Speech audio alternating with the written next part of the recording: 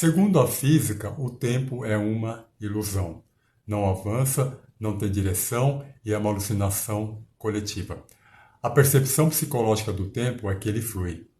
Temos a sensação de que eventos passados já aconteceram, enquanto eventos futuros ainda não aconteceram. Albert Einstein, que era filho de judeus e não era judeu de religião, aliás, ele acreditava no Deus de Spinoza, que é o mesmo que acreditava o comandante Will Riker, o imediato de Star Trek Next Generation. Bom, vamos lá. No início do século XX, Albert Einstein revolucionou nossa concepção de espaço e tempo com sua teoria da relatividade especial em 1905 e relatividade geral em 1915. E de acordo com essas teorias, o tempo é relativo e depende da velocidade do observador, do campo gravitacional ao qual está sujeito a fenômenos. E tudo isso foi demonstrado experimentalmente. Aí o tempo vira uma quarta dimensão, de mesmo caráter que as três dimensões espaciais. Fisicamente falando, quanto maior o campo gravitacional, mais lento é o tempo decorrido. Não existe um tempo universal. Não é possível dizer que em um determinado momento a realidade é uma realidade determinada, composta de eventos que acontecem simultaneamente em lugares diferentes. Para outro observador, os fatos que compõem a realidade do presente são outros. Então, todo o tempo é relativo. A percepção psicológica mais poderosa sobre o tempo é que, ao contrário do espaço, ele flui, ou seja, o fluxo do tempo, o chamado fluxo de tempo. Segundo a nossa percepção, os eventos passados já aconteceram. Eles existiram, mas não existem mais. E os futuros ainda não aconteceram. Somente o presente tem existência real. O problema é que não há nada nas equações da ciência física que nos digam que o tempo flui dessa forma. As leis da física, essas equações relacionam eventos e momentos diferentes, ou seja, são caracterizados por valores diferentes da coordenada de tempo, mas não nos dizem que o tempo flui do passado para o futuro. Então vamos olhar para a eternidade espiritual. Na eternidade, podemos fluir no tempo, saindo do futuro e passando pelo presente e voltando para o passado, pois o tempo não existe. Podemos assim superar a entropia e o desarranjo de energias. Quando um profeta de verdade, não um charlatão desses que tem por aí, acessa a eternidade, acessa a Deus, e ele consegue ver o que acontece no passado e o que acontece no futuro. Ou seja, entrou na eternidade. O passado e o futuro se mesclam e ele enxerga como um todo. Aí ele usa as leis da física em sua plenitude. Vejamos o caso do apóstolo João. O João, no livro de Apocalipse, ele foi levado a acessar os acontecimentos da humanidade e do universo como um todo. Ele viu simultaneamente o passado, o presente e o futuro. Então, por incrível que pareça, a passagem do tempo é uma ilusão muito forte, muito consistente. Quando morrermos, passaremos para a eternidade. Sairemos do tempo, ou no céu, ou no inferno, estaremos na eternidade, sairemos do tempo. Desprovidos do tempo, não sentiremos o tempo passar, não estaremos presos ao tempo, somente entraremos na eternidade simplesmente. Mesma dimensão de Deus, dos espíritos bons e ruins, ou seja, dimensão de Deus, dos anjos e dos demônios. Enquanto aqui em vida, estamos em uma alucinação coletiva de tempo que flui em uma só direção. Se o tempo ficar mais lento, não perceberíamos, e ninguém também perceberia, pois faria parte da alucinação coletiva. Todos ficariam lentos da mesma maneira, no dia do grande julgamento, em que os crentes verdadeiros não serão julgados, mas pela graça já estão absolvidos. Os ímpios passarão pelo julgamento. Bilhões de pessoas no julgamento, Existe um cálculo que já se passaram aqui pelo planeta Terra cerca de 105 bilhões de pessoas. Mas dando um chute, né? Nada teológico, que a Bíblia Fantástica, a Palavra de Deus, diz que um será levado e o outro ficará. Então vamos supor que 50 bilhões passarão pelo julgamento. Haja tempo para tudo isso em nosso universo. Ou seja, o julgamento será na eternidade. Todos os 50 bilhões serão julgados sem esperar na fila, pois na eternidade não existe fluxo de tempo. Então, quando Jesus me visita à noite no meu quarto, não existe tempo, não existe fluxo de tempo. Então ele pode visitar-me a 1h da manhã e visitar também o irmãozinho na Coreia do Sul também no mesmo instante, 1h da manhã, onipresença. Quando um demônio e um disco voador, afinal de contas a Bíblia diz que eles ficam nas regiões celestiais, abduzem um ser humano, ocorre a mesma coisa. Frequentemente, os abduzidos dizem que perdem ou ganham tempo após a abdução. Bom, mas esse é um assunto aí para outra hora, né? Agora, se o fluxo do tempo retrocedesse a cada momento, nossos pensamentos seriam idênticos e, consequentemente, nossas memórias e nossa percepção do tempo também. Então, não conseguiríamos saber ou perceber que o tempo retrocedeu. O motivo desses processos aparentemente reversíveis, aqui no mundo físico, está no segundo princípio da lei da termodinâmica, segundo o qual a entropia sempre tende a aumentar. A entropia é algo semelhante à desordem de um sistema físico. Agora, segundo a Bíblia, tudo o que ocorre no mundo físico se reflete no mundo espiritual e vice-versa, tá bom? Na verdade, o segundo princípio da entropia não é só uma lei física, mas também uma lei estatística. Há muito mais estados desordenados do que estados ordenados e, portanto, a evolução sempre tende a desordenar os sistemas. O sistema físico é espiritual, está desordenado por causa do pecado e não tende a voltar no tempo. Não vamos voltar para o tempo de Eva e retroceder na desordem causada pelo pecado. Mas a desordem volta somente pelo retrocesso da eternidade, pois desde a fundação do mundo, antes do pecado de Eva, Jesus Cristo, nosso Senhor, já havia morrido na cruz na eternidade para retrocesso das leis do caos gerada pelo pecado da desobediência ou da rebeldia.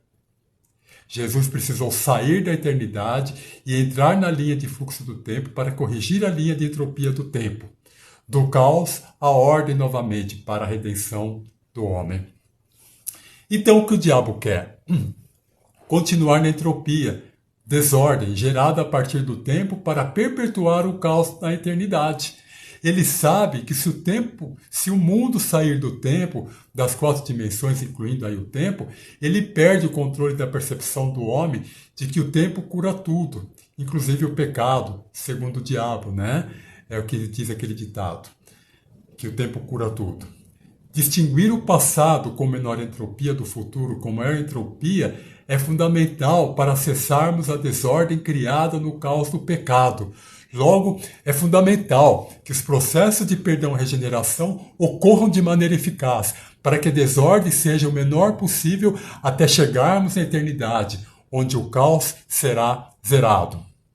No princípio, Deus triuno criou os céus e a terra, ou seja, no princípio criou Deus os céus e a terra fisicamente falando. O universo, na época do Big Bang, tinha entropia muito baixa, ou seja, muito pouco desordem, muito pouca desordem, muito pouca bagunça. Tá? Com o comando do Deus triuno, e existem modelos interessantes para explicar fisicamente, mas foi graças ao haja luz do Deus triuno que a entropia pôde aumentar e a seta do tempo com a qual estamos familiarizados se originou. Desde esse instante remoto, a entropia só aumentou por meio de processos irreversíveis, como estrelas queimando hidrogênio, sendo um processo físico aí, né, um exemplo de processo físico irreversível. Os processos irreversíveis do Big Bang produzem um poderoso senso de causa e efeito, pecado e consequências nessa ordem temporal. Entretanto, nas equações da física não encontramos essa distinção. pois todos os processos são de fato reversíveis no fluxo de tempo. Por isso, tudo leva a crer que a desordem do pecado ocorreu antes do start do Big Bang, gerado pelo haja luz do Deus triuno, quando foi necessário ele criar todas as coisas para que houvesse a redenção na eternidade, gerado a partir do tempo do pecado gerado por Eva.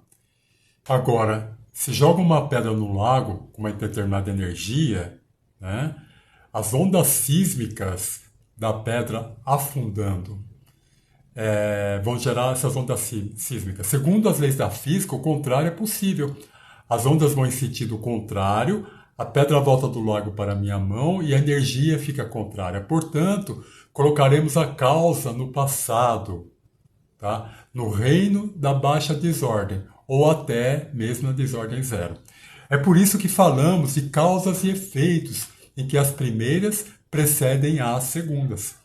Nenhuma desordem sem entropia, sem pecado, né? Muita desordem, muita entropia, muito pecado. Os registros em nosso cérebro, nossas memórias, falam de causa e efeito. E é isso que produz a sensação psicológica de que viajamos do passado para o futuro. Ou seja, de onde possuímos muitos registros de memórias abundantes, enquanto o futuro ou a alta entropia, maior caos, é incerto e sem direção. Ficamos com a percepção de que o passado já aconteceu, mas o futuro ainda não aconteceu. Embora, novamente digo, as leis da física não forneçam exatamente essa interpretação. Deveríamos conseguir transitar entre passado, presente e futuro segundo a dimensão tempo. Mas para a verdadeira natureza do tempo, precisamos juntar a teoria da relatividade geral e a mecânica quântica. Os dois pilares da física moderna, o que ainda não conseguimos realizar, não conseguimos fazer. Mas uma das perguntas fundamentais para os cientistas é: para onde o universo vai?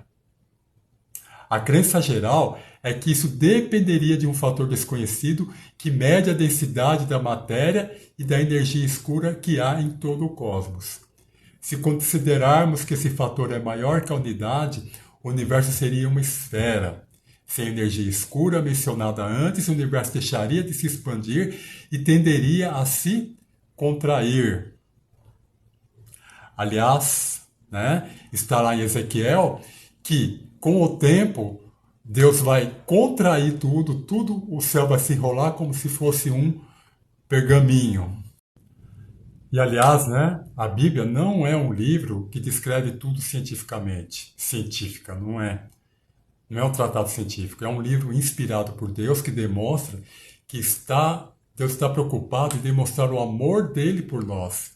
Mas temos algumas coisas interessantes, como, por exemplo, a matéria escura, natureza do tempo, que eu estou falando aqui, e tudo isso. Um dia eu vou tentar detalhar mais essas coisas por aqui, tá? Aqui eu estou sendo bem genérico. Aliás, tudo que estou passando hoje está sendo meio rápido, tá bom? Então eu quero fazer assim uma coisa mais detalhada para frente. Vamos ver se consigo tempo, para detalhar tudo isso. E agora uma pergunta, Por que o universo era tão organizado em seu início, antes do Big Bang? Havia uma grande quantidade de energia acumulada em um espaço muito reduzido antes do Big Bang. Porque a entropia ou a ordem era tão baixa na origem do cosmos. Por que ela era tão baixa? E nós podemos adicionar uma resposta simples. Não havia o tempo. Aí apareceu o espaço e o tempo, que foi criado por Deus. Uma nova percepção, um novo significado para aquilo. E antes era só a eternidade. Veio o pecado, que abalou a eternidade, e logo depois veio a criação. Mas tudo debaixo da onipotência e da onisciência de Deus. E como fica o caso dos universos paralelos? Nada nos garante que o universo em que vivemos e observamos seja o único existente. Aparentemente, o espaço-tempo é uma extensão plana, infinita e não curva, que são o que os cientistas dizem. Muitos cientistas defendem a hipótese de que é possível que o que chamamos de universo seja somente um entre outros infinitos espaços. Eu até concordo com isso, porque temos o infinito eternidade, ou seja, a morada do Deus Todo-Poderoso, que é um infinito, que é uma eternidade, tá? E as leis da física quântica dizem que a configuração das partículas dentro de cada espaço é finita e que essa configuração deve sempre se repetir, o que implicaria em uma infinidade de universos paralelos. Tentando detalhar isso aí, né? Cada universo é próprio e pessoal. Você, no sentido da física, é o centro do universo. Jesus não morreu pela humanidade, mas morreu por você, que é o centro de você mesmo. Esse centro de você mesmo, quando ampliado, traz Jesus Cristo como centro da tua vida, do espaço-tempo da eternidade, de tudo o que existe. E concluindo tudo isso, nós temos que aceitar a ideia de que a passagem do tempo é apenas uma ilusão.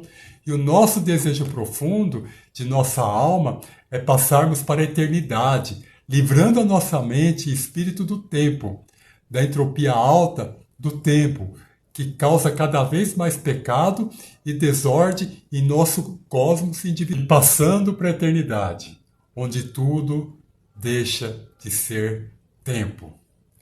Seja céu ou seja inferno, eternamente no céu com o Senhor, não teremos contagem de tempo.